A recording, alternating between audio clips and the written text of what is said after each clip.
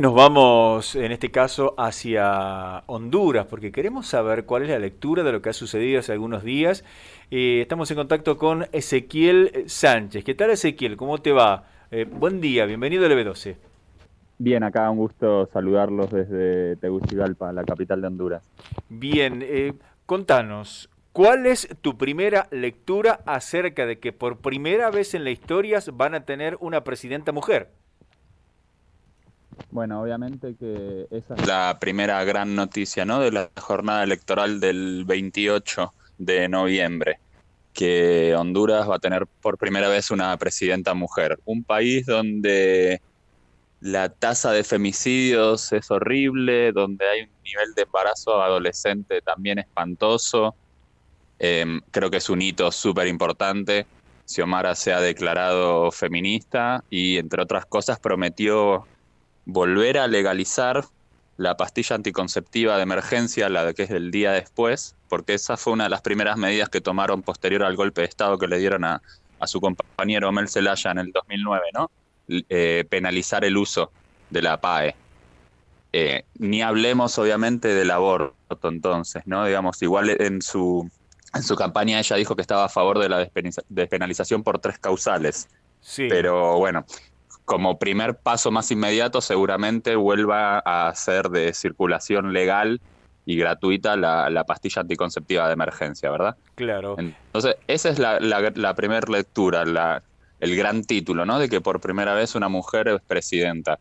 Y también, digamos, la mayor conclusión, o sea, la más grande que se saca es que se cierra o se empieza a cerrar un poco la herida que se abrió en el golpe de Estado. Como les mencionaba, Xiomara es la pareja de Manuel Zelaya, quien era el presidente en el 2009 cuando le dieron un golpe de Estado por empezar a tener relaciones un poco más cercanas con el ALBA de Venezuela, ¿verdad? Digamos, Mel Zelaya asume la presidencia dentro de uno de los dos partidos tradicionales, el Partido Liberal, y a medida que va avanzando su gobierno, empieza a tomar ciertas medidas de carácter, llamémoslo populista, más socialistas, como reconocer el trabajo doméstico y un montón de otras, digamos, medidas de esa índole. Y su acercamiento con Chávez le valió primero la amenaza, él mismo lo cuenta, ¿no? Desde Bush, quien era el presidente estadounidense en su momento, hasta el último empleado de la embajada. Como que en toda la pirámide todos lo amenazaron. Y obviamente terminó sucediendo, ¿no? De que por acercarse a Venezuela automáticamente se convirtió en un enemigo de Estados Unidos y Qué le dieron el horror. golpe de Estado, el primero que se dio en este siglo XXI. Ahora, ¿qué ha sucedido en estos últimos 12 años en la sociedad en Honduras para que alguien como Xiomara Castro, que además se autoidentifica incluso como de izquierda, haya ganado de la manera en la que ganó por abrumadora mayoría con casi el 70% de los hondureños participando del proceso electoral? ¿Qué ha sucedido? Sí, como vos mencionás, fue una participación histórica de los hondureños y Xiomara es la presidenta o presidente con mayor voto en la historia de Honduras por esta gran masividad que hubo. ¿Qué es lo que pasó? Se terminó instalando en pocas palabras un narcogobierno, ¿verdad? El hermano del actual presidente, Juan Orlando Hernández, su hermano Tony Hernández, quien fue también otrora diputado, está detenido y condenado en Estados Unidos por narcotráfico a gran escala. El hijo del anterior presidente de Pepe Lobo, quien gobernó entre el 2009 y el 2013, su hijo también está detenido en Estados Unidos por narcotráfico. Entonces, en pocas palabras, pasó eso, ¿no? Digamos, llegaron al gobierno vía golpe de Estado y a partir de ahí lo único que les preocupó fueron sus intereses personales. Honduras tiene un 74% de pobreza y un 45% de indigencia, y desde fines del 2018 salen desde Honduras las famosas caravanas migrantes. Es Claro. decir, la gente ya no se va no intenta llegar a Estados Unidos de manera, digamos, anónima, cruzando a través de un coyote. El coyote es la persona a la cual uno le paga para atravesar sobre todo el desierto de México y que te habilite, digamos, un cruce ilegal a Ese método existe desde los inicios de los estados modernos, más o menos.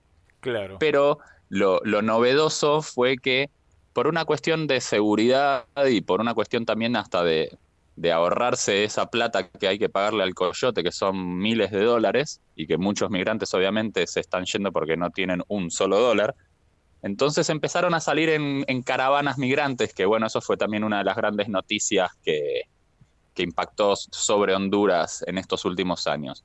Otro hito que se puede mencionar, por ejemplo, es el asesinato de la ambientalista Berta Cáceres, que también se llegó, me imagino, a todos lados esa Sí, se noticia, ¿no? conoció, exactamente. Por oponerse a la construcción de una represa que cortaba el cauce del río Hualcarque, que para la etnia de los lencas es un río sagrado. Bueno, por oponerse a esa represa, también asesinada. Y creo que también lo que terminó de generar un gran descontento de la población, porque también hay que ser sincero, digamos, a Libre lo vota gente que es militante de Libre, que se considera también de izquierda, y gente que en realidad lo que hizo fue un voto castigo para los nacionalistas, que son estos que te estoy comentando, que Claro. están en el gobierno desde el golpe de Estado. Los nacionalistas, digamos, aprovecharon hasta el momento de la crisis por la COVID-19 como para seguir robando, ¿no? Se mandaron a comprar hospitales móviles que tardaron un montón en llegar y que cuando llegaron eran obsoletos, no servían. Y así pasó con un montón de otras situaciones en los que, bueno, la gente les terminó dando también un voto castigo, ¿no?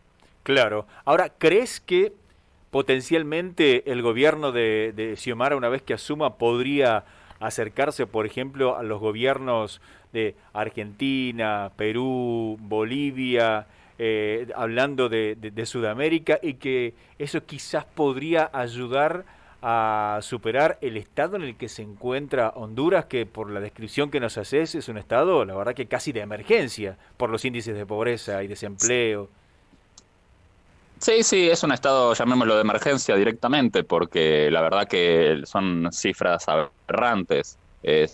Debería ser inaceptable que en el trópico, un lugar donde hay sol y agua todo el año, digamos, donde hay diversidad geográfica y climática que te permitiría alimentar a toda tu población, casi que la mitad de la población no tenga satisfecha 3 comidas básicas por día, ¿no? Y Claro, que dependa mucho del trabajo informal y que también justo ese trabajo informal fue el que se vino a pique consecuencia de la pandemia, ¿no?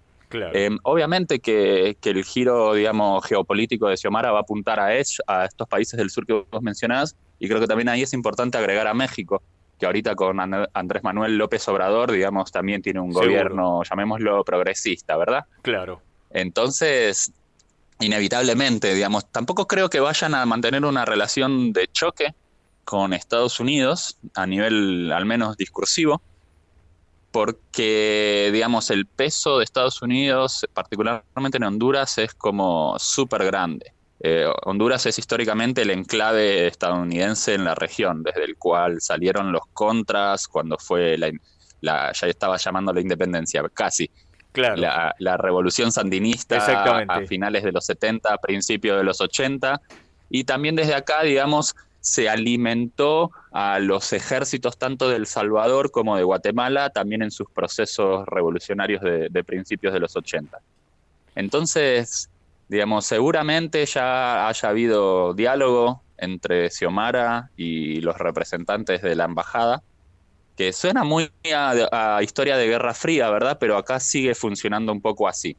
Pero Claro. sin dudas, más allá de este buen trato que pueda haber o un diálogo cordial de no tan sumiso de parte de Honduras hacia Estados Unidos, seguramente su objetivo va a ser entablar relaciones, obviamente, con estos países que hoy en día tienen gobiernos más de izquierda, ¿verdad? Recién hablabas de la Embajada de los Estados Unidos, y hay un dicho en política exterior que dice que Estados Unidos es el único país en donde no hay golpes de Estado porque no hay embajada de Estados Unidos.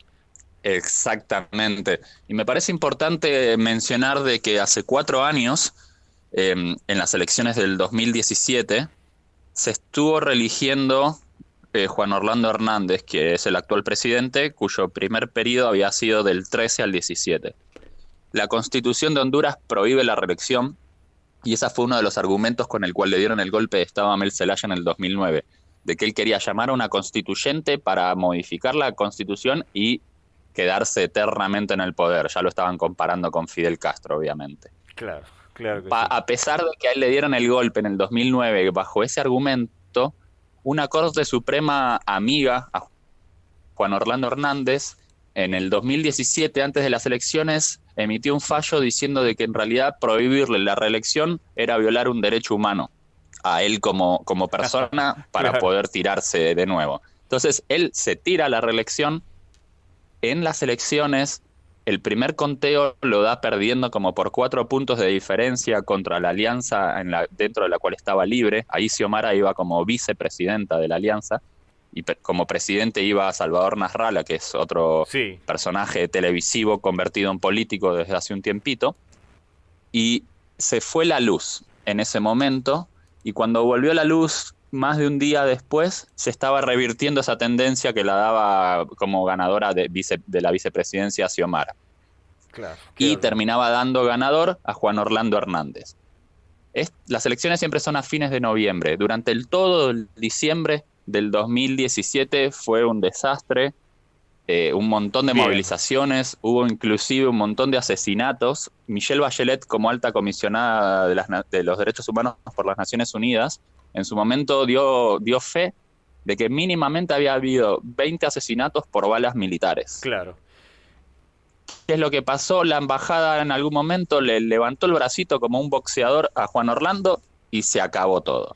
La Claro. OEA, inclusive, que Almagro no te va a correr por izquierda, pero la OEA misma en su momento había dicho que no podía garantizar la transparencia de los resultados. Igual así la Comisión de la Unión Europea que había venido, ¿no? Bien. Como veedores. Pero la embajada le levantó el bracito y se acabó la discusión. Entonces Bien. la embajada tiene totalmente ese peso. Ezequiel, muchísimas gracias por contarnos lo que está sucediendo en Honduras. Muchas gracias por este contacto con el EB12. No, dale, gracias a ustedes más bien por estar ahí interesados en lo que sucede por acá.